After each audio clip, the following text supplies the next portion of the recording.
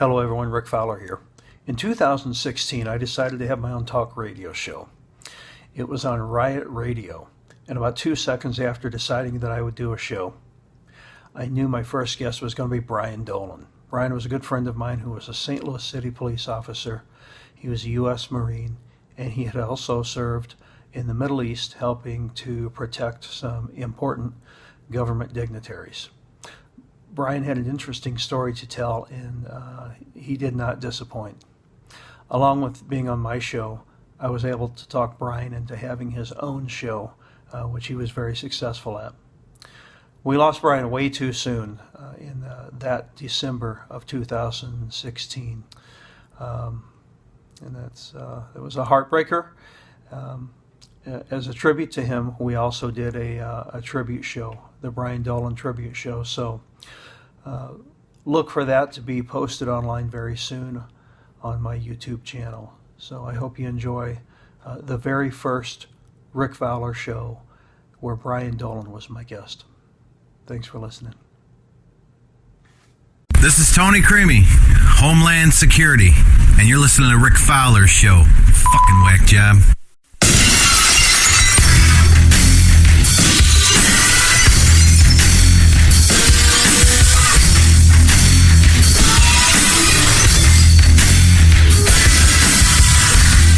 And now, the Rick Fowler Show.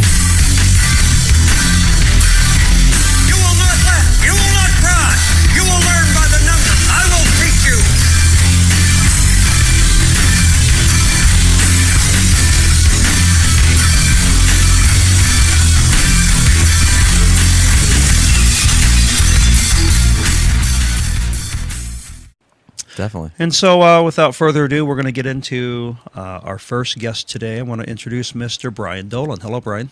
Rick, how you doing, buddy? I appreciate you having me on the show. Well, it's our pleasure. Brian has got an interesting background here. He is a local guy, grew up in St. Louis. Brian, tell us a little bit about your story. My story, born and raised in St. Louis, come from a family of 9 kids, good Irish Catholic family. My mother was a nun before she was honorably discharged, and met my dad and began a family. 8 boys and a girl in the family. A little rough and tumble growing up. Grew up in the city. It was a great childhood, but we learned to make our own way. And then even more so, when I was 9 years old, we lost my dad. So my mom was widowed at 44 with 9 kids. So we all learned to pitch in and get things taken care of, which kind of set me on my path. So after high school, I went to college. But between sports, partying, and school, something had to give, and it was school. So I'd always been in love with the Marine Corps, and knew at some point I was going to go into the Marine Corps.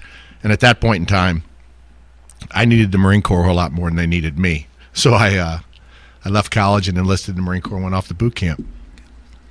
And so let me stop you there. So Brian is 9 years old, loses his dad, got 8 brothers and sisters. Mom is left to raise you guys. Now I'm going to tell you, as a guy who also lost his dad at 9, I don't know if you knew that. I did not know that. Yeah. As long as we've known each other, I didn't know that. Yep. It's just something that never comes up. I lost my dad in 1980, also 9 years old. Me, not my dad. That'd be kind of weird. To cancer. And so I don't know about you, but it left me, you have to fend for yourself. Oh, absolutely. In the size of family we had, my mom was encouraged to break us up, send us off to different relatives. And her being the way that she was, she said, no, these are my children. I'm going to take care of them. Right. And she did. And just based off her example, what she expected of us, my brothers are literally captains of industry. I mean, they are presidents of companies. They are doctorates. They are, executive vice presidents of university. They've all succeeded. I'm sort of the black sheep of the family. I took a different path than everybody else. But, we all of them to this day credit my mother for, putting that accountability, responsibility in place at an early age, and they've prospered because of that. So, it's a horrible thing to happen to any kid, but it's all about how you react to it. And we weren't a touchy-feely, talk about our feelings kind of family, but we knew we could rely on each other. We knew we'd always be there for each other. We still are, even though we're kind of to the winds because everybody's going off on their own way. But we get together and we talk. I probably 2-3 of my siblings every day. Oh, yeah. And it's so that bond is always there, and it set each of us off on a path that we excelled at. Right. Now, my case is a little bit different. I didn't have any brothers and sisters. That's where I think my creativity and my imagination comes from. I've got the mind of an only child, and so I had to make up people to hang out with. So, hey, come on, y'all, let's get over here. Hey, I would have gladly loaned you some of mine from time to time. But I think you'll agree that, when that happens at 9 years old, boy, it hardens you. It does. Because it's a cold, hard world all of a sudden. Right. And you got to, you look around and everybody else is kind of looking at you kind of funny, like, and you have to decide you're going to make it. Sure, it's sink or swim. And in my case, my dad, he was my biggest fan. He was pitching to me in the backyard. We would watch the sports, went to the ball games, you name it. Right. He did it. And so I think that's probably where I get a lot of that with my own kids. Right. I want to be there because mine wasn't. And so, yeah, it hardens you and it creates you either sink or swim. And when that happened with me, I think a fire went off. And and in some cases, as I got a little older, maybe that fire wasn't directed the best. But that's sort of my story. You learn to channel it. Right. Exactly. So you grew up. Where did you go to high school? You got to ask that question. If you're from St. Louis, Went right? to Webster Groves. Graduated from Webster Groves High School. Okay. And then, so off to the Marine Corps right after? No, I went to college for a couple of years, and then, like I said, wasn't setting the world on fire in college. Just didn't have any direction as far as education went at that time. And but I had always planned to enter the Marine Corps, so I went and enlisted. I went in to the recruiting office on a Tuesday. Oh, I called them first, and I said, "Hey, I want to join the Marine Corps." They're like, "Okay, when do you want to come in?" I said, "Well, today's fine." So I went in on a Tuesday, and I did the testing, the pre-testing, and did a quick set of 20 pull-ups in the office for them. And they're like, "Well, when do you want to go?" I go, "How soon can I go?" So I was down getting my physical, throwing my hand in the air that Thursday. Wow. And if they would have told me I could leave on Friday, I'd have left. So 2 days, you're in. 2 days, I'm enlisted. I'm in the delayed entry program because they have to wait for slots to open up.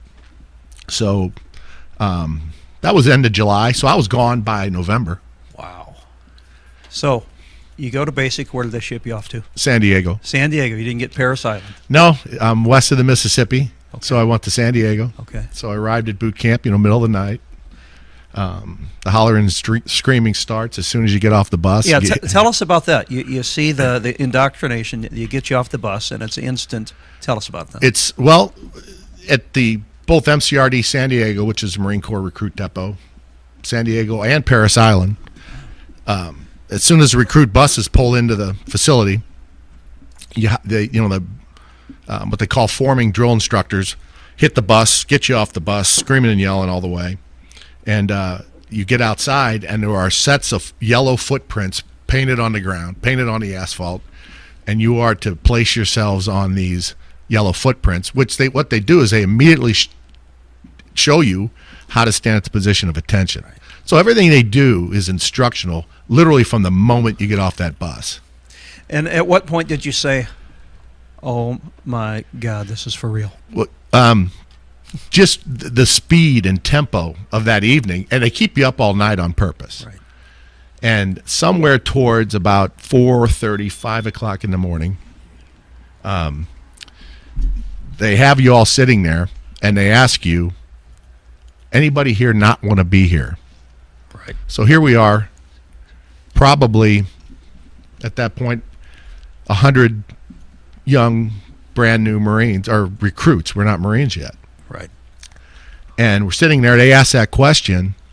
A few hands went up. Really? So at that point, you can still get out of it. Oh, yeah. Yeah. So a few hands go up. They hustle them out of the room. They're never seen. We never saw them again. Right. And I remember thinking, well, this is my chance. but I had never really considered it. And once things started moving, training began. We were assigned our regular drill instructors. It was hard. I mean, it was difficult because, it's constant stress. Sure. But I remember thinking to myself, my mom's tougher than this. Oh, yeah. I was prepared for boot camp by how I was raised. Sure. And it was a big help to me.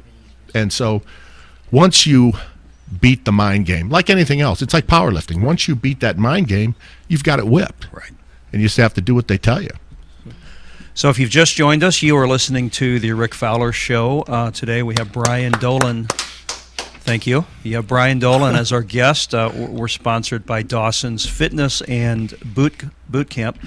And you can catch us on riotradiorocks.com. And so how long, Brian, is the boot camp? Is it 8 weeks? No, 16. Okay, 16. Okay, so 16 weeks. And to a kid, that seems like an eternity, right? Because exactly. It's pure hell. The first night they tell you what your graduation date is. Uh-huh. And so, and they do that for a purpose because it gives you the light at the end of the tunnel. Sure. And you do need that immediately because, like I said, it's constant and persistent stress. Right. And reactive events. And so you sort of need that to set your pace. Right. But once you figure it out, it's a mental game. And once you figure out sort of the pattern of things, you kind of got it licked. I mean, you've seen the movies where they say, I'm going to PT you till you die. Sure. You guys are going to, you're going to PT till I'm tired. But once you figure it out, like, that would never happen right after you had chow, after you ate, because they didn't want everybody throwing up all over the place. Right. And you knew you had to be places in 15-minute increments. And so the drill instructors would pour down holy hell on you, basically to kill time. Right. They'd have 5 or 10 extra minutes, and it's just, added stress to see how you react. So once you figured out that, wait a minute, we got to be at marksmanship class at 1300, it's 12:45, and they're threatening to kill us for the next hour, it's not going to be an hour. Huh. And so those are the mind games you play with yourself, but I mean, you still have to get through it. Sure. And the stress they apply, it is tough on a young mind. But again, it's just learning the game, learning the pattern, and then applying what you know, and listening to what they're telling you, because everything they tell you is for a purpose. So it sounds like once you learned to stay ahead of the curve, you had it licked. Exactly. Yeah. Exactly. And you figure out each of the drill instructors' roles. Right. I mean, some guys are a little smarter than others. There's some guys that they never quite pick that up, but they still make it. I mean, they still they do their best, but it's a little bit tougher on them because they just don't quite figure that out. Right. And it's interesting because they purposely designate a drill instructor that everybody just hates. That the whole platoon focuses all their hatred and discontent at. You're the bad cop. Well, he's called the heavy hat, is what he's called. It's exactly right. It's same premise. Nice guy, bad guy. Nice guy, bad guy. Then you have the one we had a guy who was just a physical specimen, and he was the hard charger, PT, let's take the hill kind of guy. Mm-hmm. And then you have the guy who's sort of he's more quiet, and he was the one that taught the close order drill and the precision movement stuff. Because he was sort of more quiet and cerebral, it was a different sort of attention level, because with close order drill and the detail stuff, you really do got to listen and you got to get it. And then you have your senior drill instructor, right, who purports himself to be like your daddy. He's the guy that fixes all the wrongs done to you.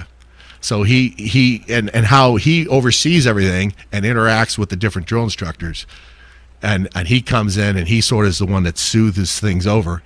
But just like any father figure, if you upset him, look out. A tornado's coming through. That's when the racks get overturned, the foot lockers get emptied out. Well, it sounds a whole lot like a coaching staff on a football team.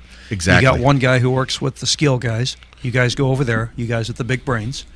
and you guys with the big numbers and the little brains are going to come over here, and you're going to beat the sled until you can't beat it anymore. And that, yeah. Right. So, and then they all have different roles, so it sounds like much of the same.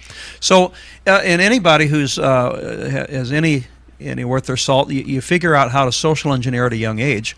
You know which parent to go to for what you want. Right. You know what to say and when to say it. And so it sounds like you had a lot of that going on too. You do. I mean, it's and you know what you can get away with, what you can't get away with. You don't get away with a lot, but I mean, you sort of condition yourself to, okay, if this is a close order drill session, well, it's going to be a little more low key because they got to really seriously instruct you. If you're dealing with the heavy hat, well, it's going to be hell for the next 3 hours. What was the toughest thing you had going on? The toughest thing you faced in boot camp? Well, the field training's difficult because that is and they've changed that to where it's even more difficult. They call it the crucible now, where it's basically basic Marine combat training. They do it kind of right in the middle. Well, actually, I'm sorry, toward the end of boot camp now. But the field training is your first taste of living in the field, suffering sleep deprivation, and then forced march, long marches in the middle of the night, up steep terrain, and so that's your first taste of what you're gonna see further once you graduate boot camp and actually get into the real Marine Corps, and so that was the hardest part, just because physical fatigue and sleep deprivation together. And so what was the longest march you guys went on, and how long would they keep you up? Well, we were in field training. I think we were getting like 4 to 5 hours of sleep. And then in San Diego, you go up to Camp Pendleton for field training. And there's the march. You march everywhere you go. Probably the longest was probably 10 miles in boot camp. But it included in that was you have to march up what they call Mount Mother. I'm not using the entire phrase, but that's what it's called. Yeah. And it's a real steep vertical incline, and recruits are falling down and rolling down the hill, and the drill instructors are like, "Oh, there goes some tumbleweeds." and I had a kid in my platoon who was a great kid. He was from Brownsville, Texas, and he weighed about 120 pounds. Well, the pack on his back weighed 80, and he's trying to get up Mount Mother, and he just can't do it. And so I take his pack on my arm like a woman's purse, and I'm basically dragging him up the hill with me. And and so I get to the top, and we're forming up. As soon as you get to the top, you have to form up. Right. So I'm in the middle of the pack forming up, and my heavy hat was screaming at me because I wasn't one of the first. Screaming at me because he expected me to be one of the first couple of guys up the hill. And so he starts PTing me to death. Oh, and he's screaming and yelling, and said, "Well, how come?" Basically, asking me why I wasn't one of the first guys up the hill. And in the way you have to address them, you can never say I, me, we, you, any of those pronouns. It's always this private was marching up the hill while the other private couldn't make it, and his pack was falling down. So this private picked up his pack and carried his pack up here for him, for that private. Right. Did they get you any leeway? Well, you know what? It did. He stopped dead in his tracks. Told me to fall back in. Came back, walked behind me, and leaned over in my ear and said, "You should have told me that from the beginning." And I was like, I'm too afraid to talk. Exactly. Right. You don't want to say the wrong thing. You're afraid to get hit like Private Pyle. Yeah. Well, nobody ever laid hands on us. So, guys, if you've just joined us, this is the Rick Fowler Show, sponsored by Dawson's Fitness and Boot Camp. We're on RiotRadioRocks.com, the product of Darren Yates. And we have Brian Dolan here who's got a great story for us. To catch you up, he's a St. Louis guy. 8 siblings, lost his dad at 9, went to the Marine Corps. And so you graduate the Marine Corps, and then how long did you stay in? Is it a 4-year? Well, I re-enlisted. I was in for 8. Okay. So you did your time, your 8 years. You came back here? I did, yes. Okay. And so what'd you do from there? Well, I worked, menial jobs, waiting to get on the St. Louis Police Department. Sort of a family tradition. My father was a St. Louis police officer. My grandmother was a police officer. My Grandma was a police officer. Yeah. Tell us about that. I've learned a little bit more about Brian today that I didn't. My grandma Dolan, all 5'4", 120 pounds of her, Wow. was a police officer. She was assigned to the holdover, the prisoner processing holdover downtown. She was mean as a snake. So say it sounds like a little badass. We've all had that grandparent that says, if you don't stop that running, but at Brian's house, it was, if you don't stop that running, I'm going to put these cuffs on you, mister. Well, for Mother's Day, we gave her a gun cleaning kit. I remember. And, Nice. on holiday dinners, this is no kidding. This is a true story. If you go in the old holdover, in the middle of the basically when they bring the prisoners in, there's a big wide open space where they take your mug shots, take your fingerprints. Well, the fingerprint table was just a big, massive block sort of table in the middle of this area. So holidays, if Grandma was working, Thanksgiving, Christmas, or whatever, we'd take her dinner down to the holdover. We'd throw a tablecloth over the fingerprint table, and we'd sit there and eat turkey or ham or whatever the heck it was with her in the middle of the holdover while the prisoners are screaming, "Hey, give us some of that food." Grandma would take her nightstick and go bang the cells, tell them to shut up. That's awesome. So we're kids sitting down here, and she'd cuss, and my dad would say, "Mom, if you keep cussing, I'm taking these kids out of here." And she'd go, "Oh, sorry, babies." And so that was in my formative years. Oh, that's awesome. So can you imagine? What a great way to grow up. Oh yeah, and I'm serious. My grandpa Dolan was a policeman. My dad's brother was a policeman for a time. Right. My mom's two brothers and her sister's husband were St. Louis policemen. And between the three of these guys, I had an uncle did 40 years on the city police. Another uncle did 37 years on the police department. The other one did 36. Wow. 36 years. Walking the beat, 40 years. These guys did everything. That's great. Yeah. Man, the stories I bet they had. Oh, Unbelievable. So you joined the St. Louis PD. What year was that? well, I went in the academy in 93. Okay. So you went in 93, and then you're out pretty much after that. And St. Louis in 93, we didn't have the reputation then of being the most dangerous city in the U.S., did we? We were pushing it. Yeah, Up there. we were because by, I want to say, summer 94, I think it was summer 94, was when they hit the record high in homicides. Okay. I remember I came out and I went to the 3rd District, which is, well, the boundaries have changed since, but it used to be bounded by, well, 3rd District. You know what? It was Kings Highway on the west. It was the river on the east. It was Choteau on the north, and it was Chippewa on the south. Right. So we had McCreetown. We had some of these rough areas that have now been actually redeveloped.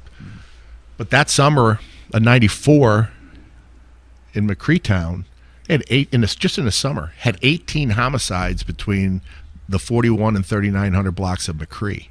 Wow. I mean, it was a shooting gallery. So it was the real deal even back then. Oh yeah, absolutely. Yeah. And then I went north and worked Walnut Park, which was probably even more. They called Walnut Park Murderville back then. Really? Yeah. I've heard a little bit about Walnut Park. Interesting work. Sure. So, and how long did you do that? I was a policeman for 10 years. So 10 years. So Marine Corps, go to the police department. What's the craziest situation you ever found yourself in when you were on the force? Well, probably the one that the one that comes to mind. It's just an example of how the most simplest calls can turn to complete chaos. Sure. So it illustrates why you have to play everything as if it's a life or death situation, because you just never know. Get a call, radio call to a grocery store. Says that this man this guy with a woman and a couple kids got out of their car. We're going to go into the grocery store. The woman and the kids went in, and the guy went into a parked car and took out a purse and hid it under the car. And so the call comes out. They give it to me, and they give me a backup car because I was in a one-man car at that particular time. So I get to the grocery store. I get there first, and sure enough, I find the purse under the car. And it was a great description of the assailant because it says looking for a young black male wearing a silver down vest and red jeans. Now, I could have found him anywhere. Sure.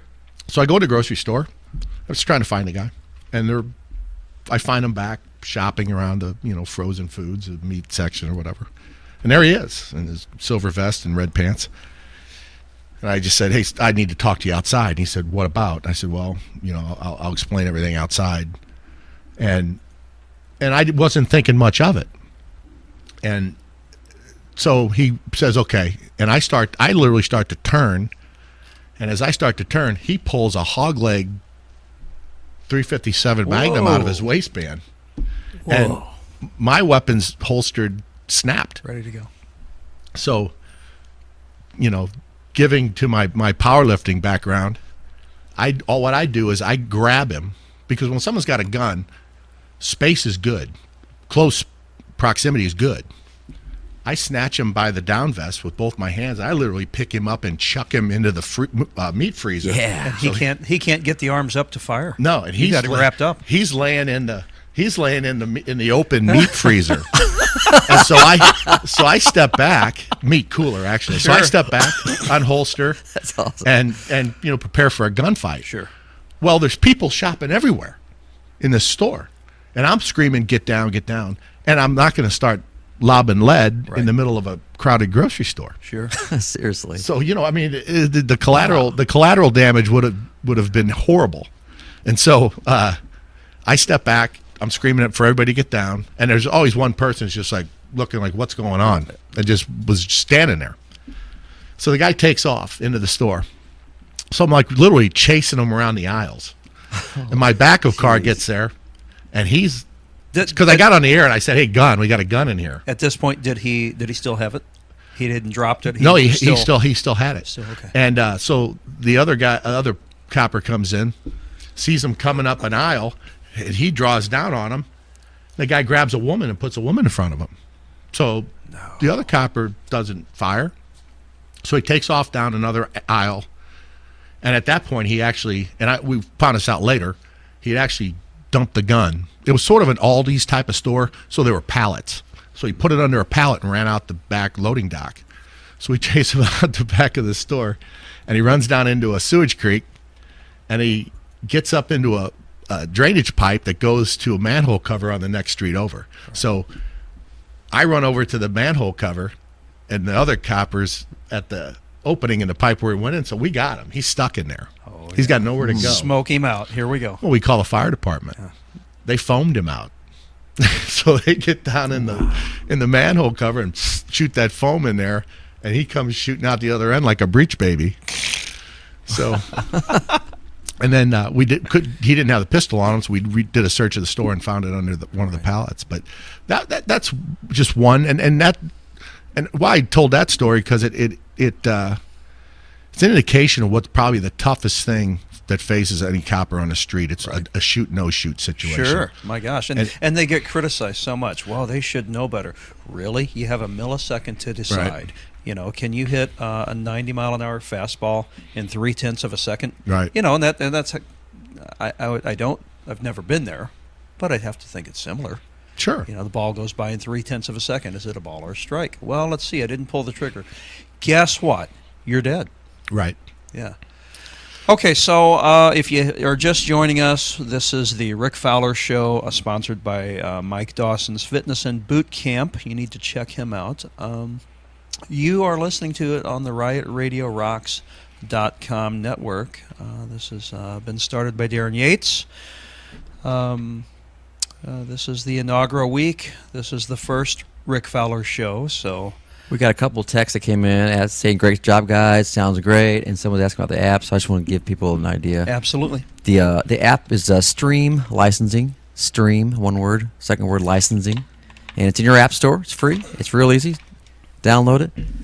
You go to the Stream Licensing area and you browse Riot Radio. Add it to your favorites, and it'll play the second you push on it. It's awesome. Sounds great. Crystal clear. Yeah. So Stream Licensing app. Now, pretty soon here, we're going to have our own Riot Radio app. We're working on it.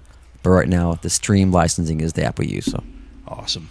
Now, in order to be a police officer, you got to stay in shape.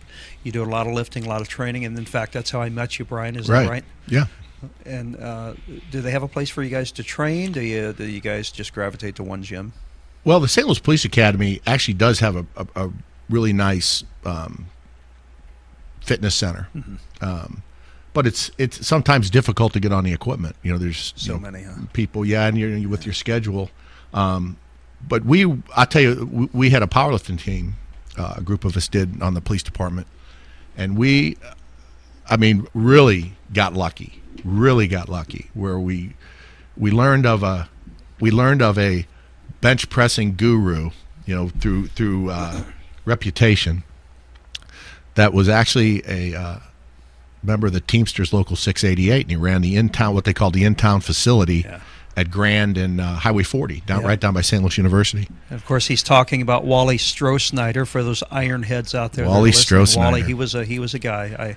That's where we met. Exactly. And I tell you what, one of the good things about that place is it just fed your desire to lift heavy, and so that's kind of what you had down there. And for people that wanted to get big and strong, that's where they went. And guys like us are kind of an anomaly. Mm-hmm. There are enough muscleheads out there, but as far as the serious lifters, you don't have. It's a small percentage of the population. But on the flip side, for those that need to lose 5 or 10 pounds or even 20, my God, you look at the entire population and you figure that's this country. We don't have enough people exercising enough, and if anybody could just lose that 5 or 10, they would be a whole lot better off.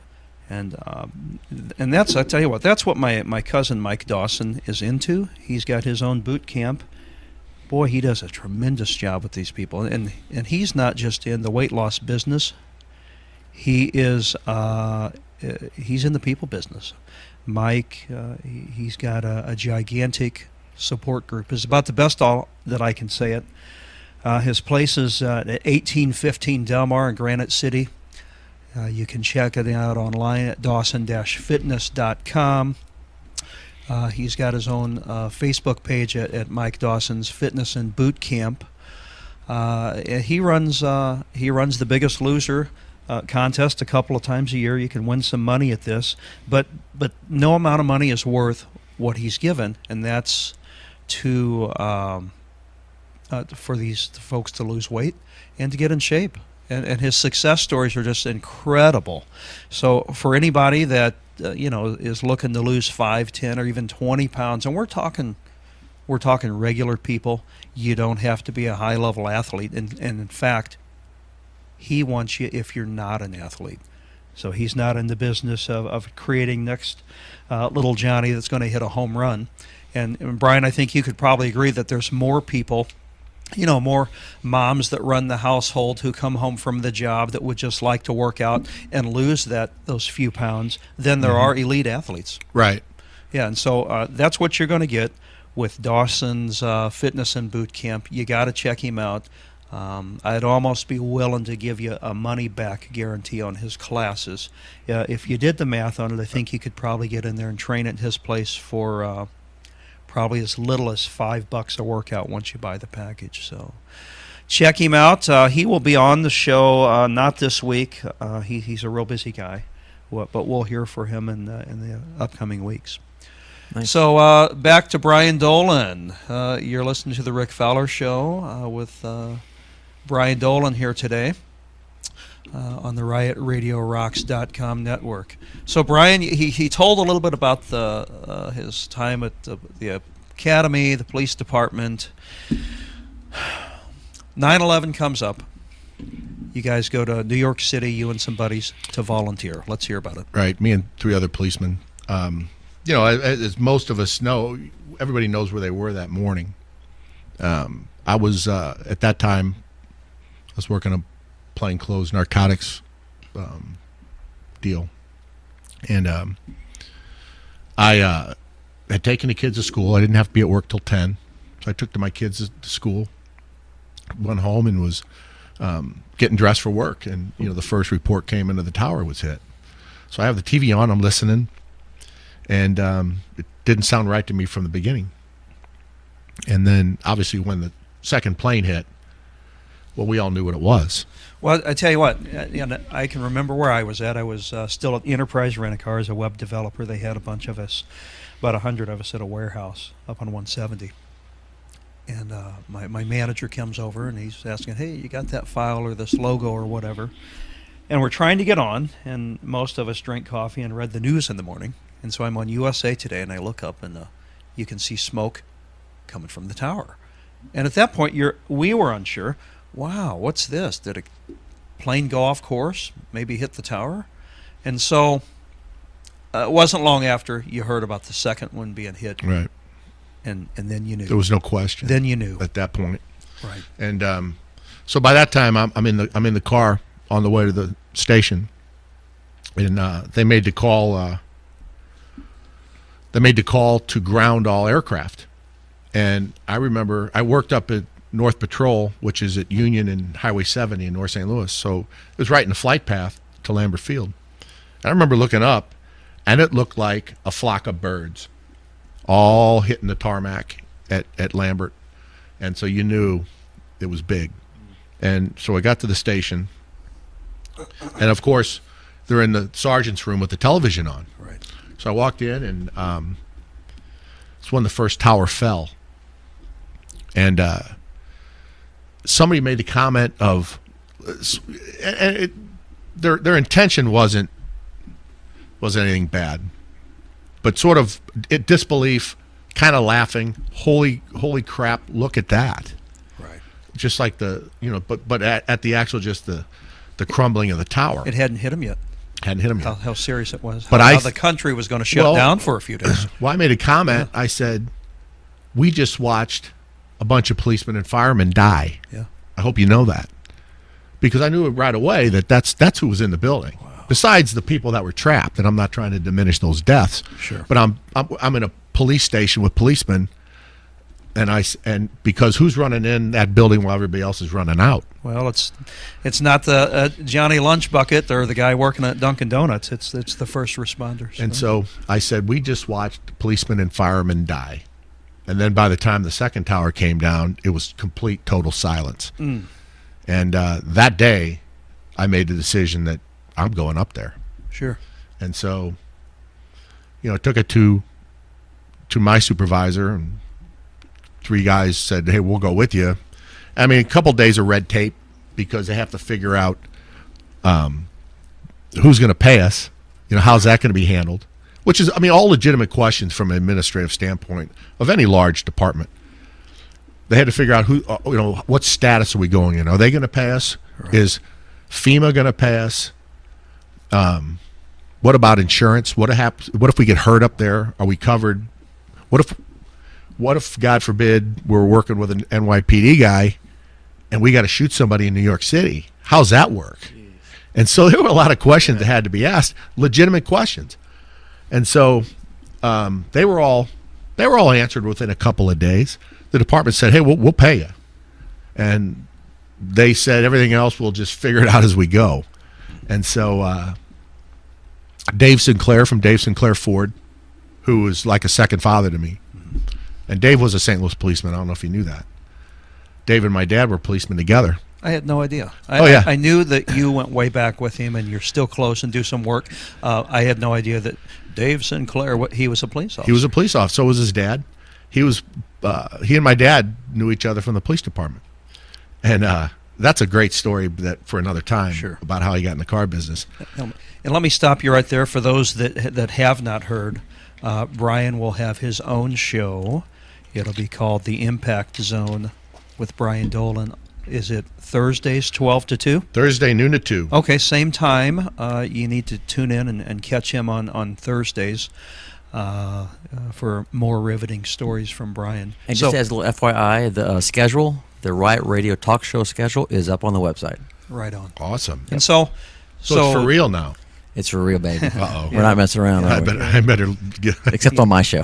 Now I'm nervous all of a sudden. No, you're going to do fine. So, Dave Sinclair stepped in. Dave Sinclair is a guy that anything first responder related, anything, anybody that needed help, that's a guy would step up. So he's a guy. I mean, he's a guy that I would call first on anything I was doing. And I called him. I said, "Hey, I'm going to New York." And he's like, "Go." And he said, "How you getting there?" I said, "I haven't even thought about that yet." So he says, "Come see me." So I go down to his office, and he gives us a conversion van to drive to New York, along with a wad of cash. Boy, Dave. Yeah. It's just how he was. Yeah. I mean, and the cool thing is his sons are the same way. I mean, that operation runs just like it does when Big Dave was at the helm. But that's just how he was. Mm-hmm. And, he gets nothing out of that. And so we drove up there. We got up there 4 days after the towers fell. But prior to leaving, I call up there, and I get patched through to the command post, which at that time was at the it was at Shea Stadium. Mm-hmm. And I talked to the copper, and I said, "Hey, I got a group of guys. We're coming up to help. Where do we go?" He goes, "Well, you got to call the New York City Office of Emergency Management. They've taken it over now." So I call down there. They say you got to call the New York State Office of Emergency Management. They're taking it over now. So I get to run around through those two organizations for a few hours, and then I'm finally told FEMA's taking it over. So I call FEMA, and I said, "Hey, I got coppers up there ready to go. We're ready to launch." Right. And they're like, "Oh, we'll put you on a list. We'll call you." And I said, "When are you going to call us?" "Well, when we need you." Well, the call was never going to come, and I'll tell you why the call was never going to come. Because then I called back to the copper, to the New York copper, who I knew I could talk to and get answers from. I said, "Hey, dude, FEMA says we're going on a list. What's the story with that?" He's like, "That's what they're telling everybody. Because if FEMA says, yeah, please come, then they're on the hook for paying your salary." Right. Because they've requested assistance. Mm-hmm. And he goes, I said, "Well, here, let me ask you this. What if 4 coppers show up at the command post at Shea Stadium and say, 'Hey, we want to work'?" He goes, "We'll use you." Right on. So we loaded up and drove to New York, having no idea what was going to happen. And in the meantime, one of my older brothers called a friend of his in New Jersey who lined up a hotel room for us. Uh-huh. Well, a couple of hotel rooms. So we get up there, we get to Shea Stadium, and they had just dismantled the command post there and moved it to the Jacob Javits Center down in Midtown Manhattan. And so we got down there. What a runaround, huh? It was. Jeez. But we got to the command post, and they're like, "Where are you guys from?" We said, "St. Louis." And they're like, "Wow, thanks a lot." Yeah, right. And they even put us to work right away. Oh, good. Right away. Wow. We did a variety of things. What? Like what? Well, we once it hit, the Fed started hitting all the radical mosques in Jersey City and Newark, all over the tri-state area in New York. Because at that time you didn't know. They didn't have you didn't know any what's idea. next. No. The warehouse we worked at when all that happened, we didn't know what was happening. Right. We locked the doors. Right. I mean, there was that much it was hysteria. Uncertainty that you never knew what's next. Well, the first World Trade Center bombing was masterminded by Sheikh Abdul Rahman, the blind sheikh. Was that 93? 93. Uh-huh. From Jersey City. So these guys had a history of radicalism in these mosques up there. So at the time, it was still INS, which is ICE now. Right. It was the Immigration and Naturalization Service. Well, them along with the FBI and the Marshal Service were rounding up their list of radicals and holding them in the INS building down at Houston and I can't remember the cross street in Manhattan, but so we were securing the building because literally they said, "Hey, we don't know who we have, and we don't know what they're willing to do to get these guys back." So we secured that building for several days, and then we spent some time down at Ground Zero. Spent some time just working with with NYPD guys, so other guys could get a break. I mean, literally down by Ground Zero, there were firemen, policemen sleeping on cots out on the sidewalk. Wow. And when you're that tired, you can sleep anywhere. And they can't could you? sleep anywhere. And the thing was, they weren't going to leave Right. until they recovered all their brothers Sure. and Absolutely. sisters. Wow. And so it was eye-opening. Sure. But the second they were up there, one of the coppers working at the command post said, "Where are you guys staying?" I said, "We're staying at a Red Roof Inn over in Secaucus near Giant Stadium." And he goes, "Well, you got to come through the tunnel and pay the toll every day?" I was like, "Well, yeah, but, we're willing to do that." He's like, no, go pack your stuff. And he made a couple of calls, and he ends up getting us a room at the Marriott, which was catty corner from the Waldorf up at Lexington, and I think it's Lexington and 44th. The place was palatial. So we're staying in this palatial hotel, and he gave me a parking placard to put in the window of the van that says basically these guys can park wherever the hell they want. And so it was it's funny in life, and we're talking about losing our fathers and all this. In the worst of times, you also experience the best in people. And, you got the highs and the lows. right. Yeah. But I mean, out of all, I said this before, and I remember standing down at Ground Zero, and I wanted to take some pictures so I would never, ever forget. And there was an NYPD captain standing there. And I said, "Captain, do you think it'd be all right if I took pictures?" And he's like, "You came all the way to hell from St. Louis to help us out. You take all the pictures you want." And so I remember standing there taking pictures and thinking to myself, one guy caused all of this. Sure. One guy. Wow. So, guys, if you've just joined us, this is the Rick Fowler Show, sponsored by Dawson's Fitness and Boot Camps. We've got Brian Dolan here with us today, a true American, no better patriot than Brian.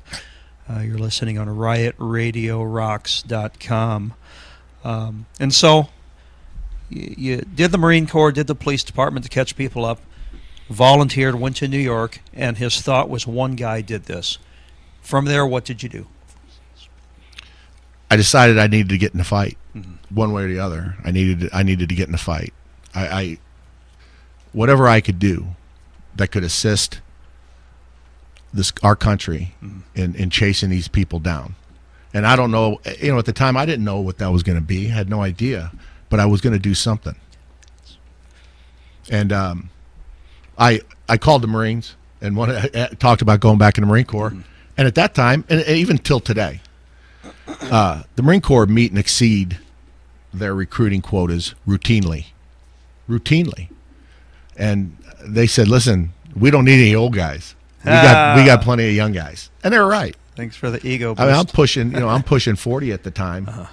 So they're like, we just don't need you. And so it just so happens that my first cousin, Kevin Billings, who he'll be a guest on my show. Kevin is a fascinating guy who was a Secret Service agent, was on President Bush's counter-assault team, special weapons kind of guy. Well, Kevin makes me sick because he's like 59 years old and he's got the body of a 25-year-old. The guy's a physical specimen. He's just one of those guys. But he called me up and asked if I'd be interested in going to work overseas, and I said, "Tell me when to pack and where to be." Wow. And so that was in 03. And I got to tell you, there's two kinds of people. There are those who will sit on the sidelines and watch the game, and there are those that don't care what the game is; they're going to be in it, and that's what Brian. Yeah, definitely. You live on that. You thrive on it. And some of the things I've been into, I mean, I never did the military. My father-in-law always taught me, he says, "Son, you would have been a good soldier." Well, you would have been. I can tell you that. And so some of us, we want in the action. We want in the fray. So you sign up. They have government work for you. You go overseas. Get to Baghdad. Pack up my bags. I was married to my first wife at the time. Had 2 small children. But felt I needed to do it. And, I remember thinking to myself, I want to go over here. I want to get this job done, whatever I'm going to be doing. I don't want to meet any Iraqis. I don't want anything to do with them. I don't want to talk to them because I viewed them as the enemy. Well, and how do you discern? Well- They're playing both sides of the fence. Well, modern day Vietnam. Exactly. But it's just like anything else. It's funny because I was talking to Missy Nichols yesterday about what she does, the psychic stuff, and she said it's no different than what you do, and where you're trying to read people, and you're trying to get a vibe off them, and it made a lot of sense when she said that to me. And I remember, flying to Baghdad, and get my gear, head out to the curb. There's supposed to be someone there to pick me up, and I'm sitting there, and I'm like, holy crap, I'm in Baghdad. and it was the Wild West then. It was wide open. And gentleman approaches me, Iraqi guy, says, you Mr. Bryan? I'm like, yeah. He's like, come on, we're picking you up. So I walk over to a BMW. He grabs my bag, puts it in the trunk. He says, here, have a seat. I get in the back seat. I'm like, fuck, where am I going? Where am I going? I was thinking to myself, at any time, these guys can make a turn. I don't know where we're going. Sure, right. And so I'm in the back seat. I'm a little tense. I'm ready to start choking somebody out and make good my escape. Sure. Aware of your surroundings. And so I'm looking out the window and trying to see where the heck we're going. And guy turns around, big smile on his face, says, my name's Muhammad. What? And you're Mr. Bryan? I said, yeah. And he big smile on his face. He's like, this is Hussein was driving, and Hussein bracing yourself. And Hussein was a guy. These guys, I ended up working with these guys for a long time. And Hussein was always he was always a stern guy. Didn't have much to say usually. And so he's like, yeah, hi, hello, And so Muhammad immediately asked me, you have any kids? I'm like, yeah. You got pictures? I said, yeah. And so I show him pictures of my kids. He goes, yeah, I have a brand new baby. And so he hands me this picture, and he's got tattooed on the back of his hand an eagle, which is the symbol of the Republican Guard. So at one time, he was in Saddam's Republican Guards, which was his crack troops. But the long and short of that was completely changed my attitude about the locals. And as it turned out, absolutely needed them, depended on them. And Muhammad, over time, I know saved our lives more than once, just because he knew what the score was out on the roads, and we took his advice. Don't go over there, turn this way. Why?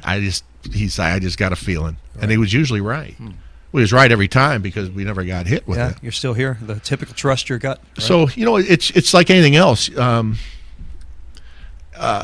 Really, I mean, my attitude changed almost immediately, where I began to build friendships with these guys. You're working with them every day.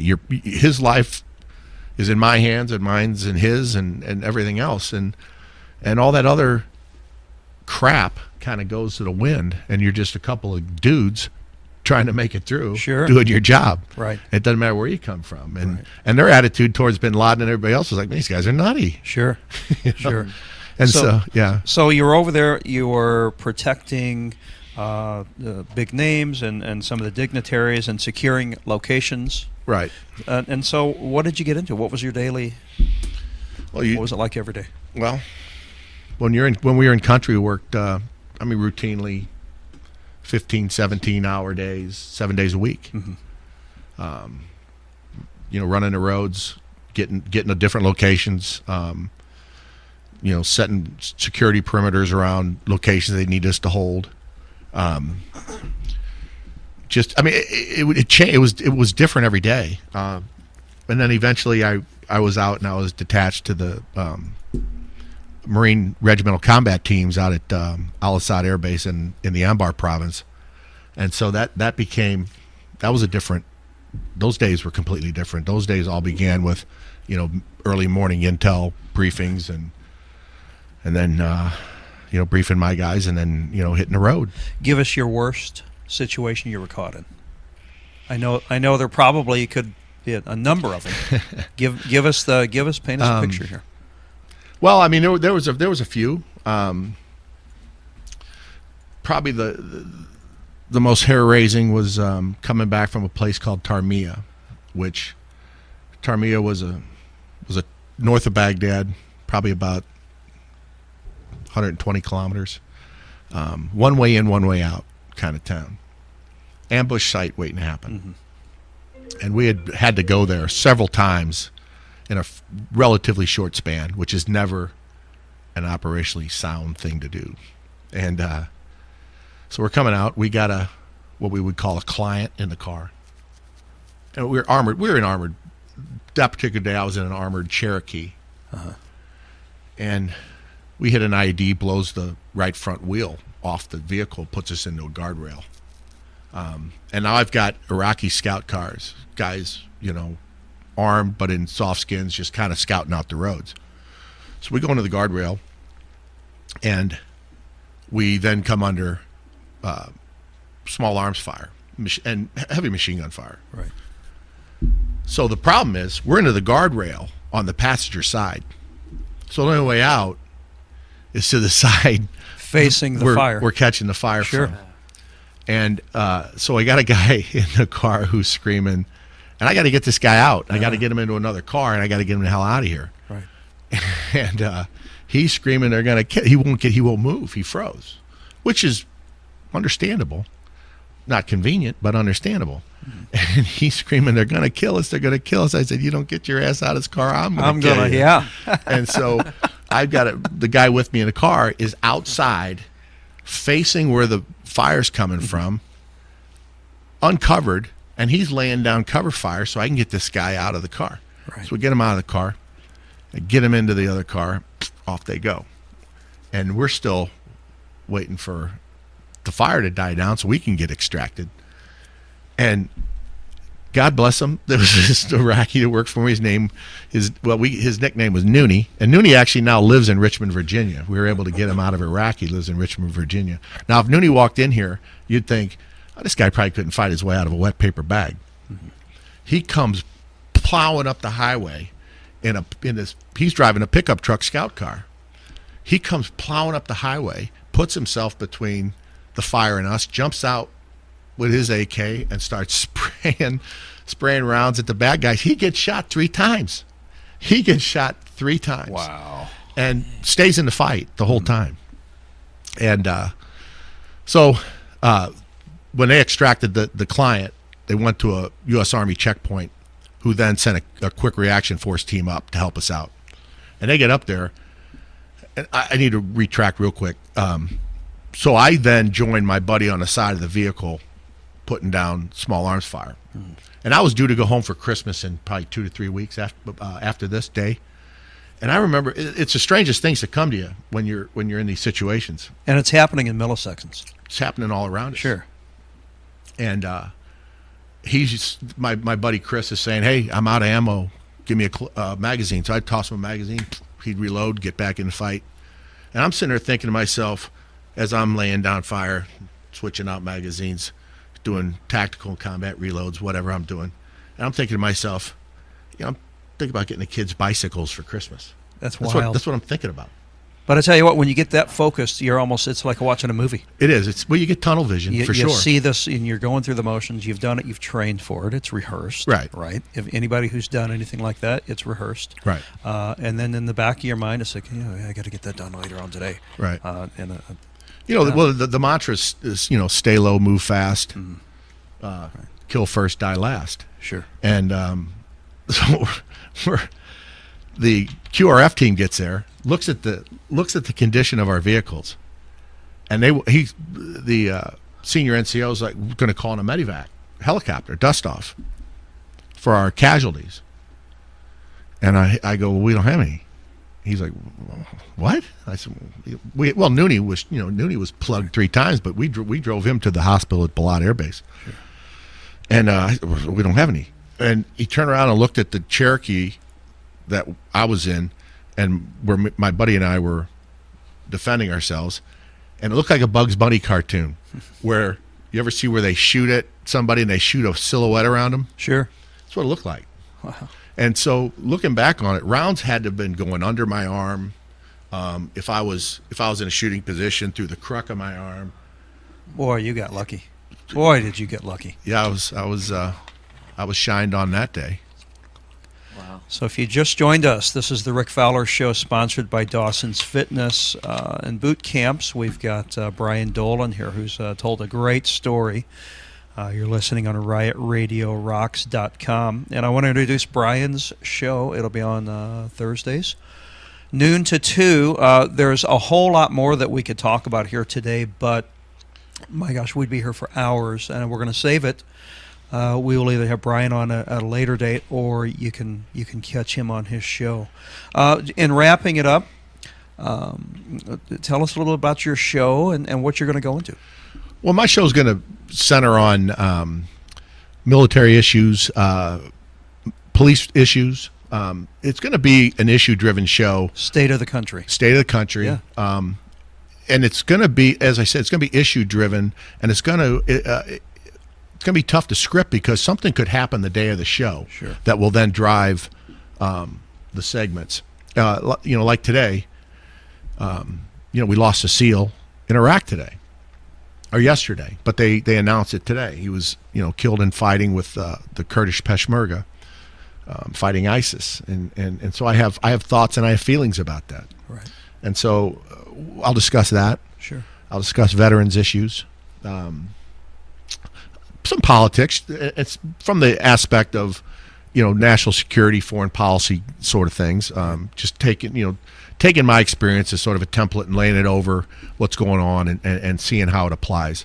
I feel a certain kind of way about things, and we'll talk about it. And I'm gonna really encourage call-ins, messages, texts, Sure. and I'm willing to answer and talk about anything. So it'll be interesting. Right.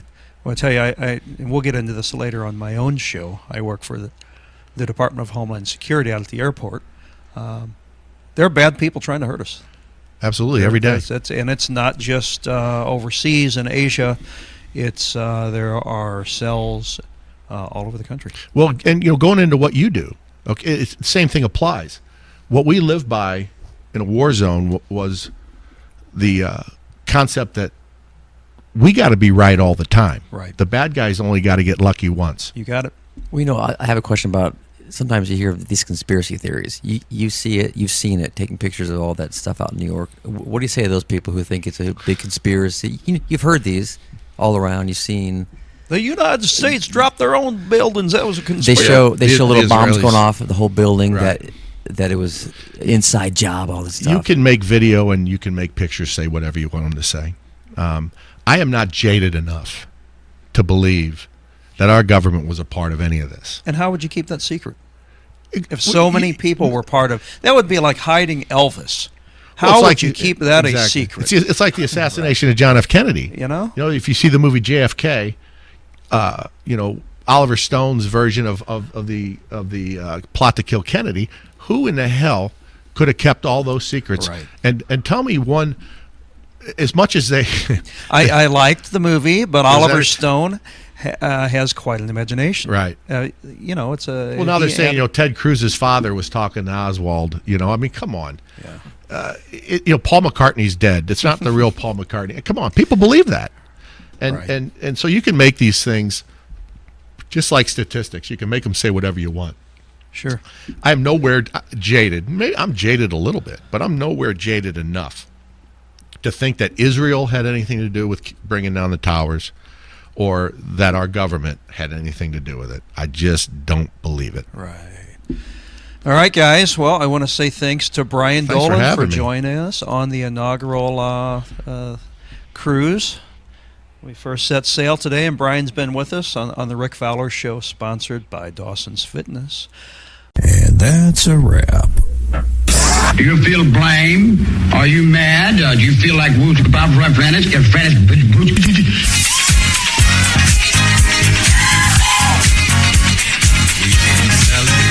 Want to play? Then I'll get the out of here.